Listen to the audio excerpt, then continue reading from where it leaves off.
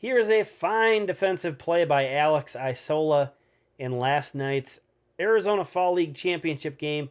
The team that the Twins prospects are on made it all the way to the championship game here. Unfortunately, they lost, but Austin Martin delivered this clutch 2-out go-ahead single in the top of the 11th. Again, unfortunately, they would go on to lose in the bottom of the 11th. But a very good fall for Martin, a very good fall for the Twins in general. And Edouard Julien, who we'll talk about in a minute, also had a big game in this championship game. He drew 4 walks for Glendale. Julien with 4 walks in the same game. But here, let's take a look at that Martin swing again. 2 outs in the top of the 11th. His team needed a hit, and he delivered one there. Didn't do anything too crazy, kept it simple, and he's really continued this approach that he's had since he returned from injury in August. This screenshot on the left of him wearing number 16 for Wichita, that is from late July. And you can see how dramatically different his batting stance is now. That was a batting stance he came back from the injured list with. Much higher hands. There's some other tweaks he's made as well, but he's carried that through. So as part of the Arizona Fall League was to get him some more work and specifically get him some more swings with this new setup. Not easy to change that, by the way. So tip of the cap for him. It seems to be going well. Edouard Julien, again, mentioned he drew 4 walks. I was a bit disappointed to hear he didn't win the league MVP because his numbers were just remarkable. We'll take a look at that in a second. But he did win an award. He won the AFL Breakout Player of the Year. So much deserved award for Edouard Julien, who turned a lot of heads down there. And again, as that tweet mentioned, he led the league in basically everything. He hit 400 with a 563 OBP and a 686 slugging. So he led the league in OPS.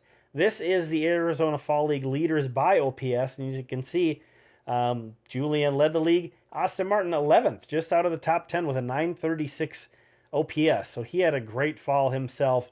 Unfortunately, Isola, who we saw making that web gem at first base, did not hit much this fall. But these other 2 bats they sent were excellent. Now, on the pitching side, not a ton to report there. Ryan Shreve did have a nice fall out of the bullpen for Glendale. He's a Twins prospect. I believe he threw the most bullpen innings of anybody this fall, 14 2/3 innings in his 9 outings. So that's nice. Struck out 12, did walk 8. A 1.02 whip is nice in the AFL, especially with a 1.84 ERA. This is most definitely a hitter's league. Some of these other guys did not do as well. John Olsen got beat up a bit.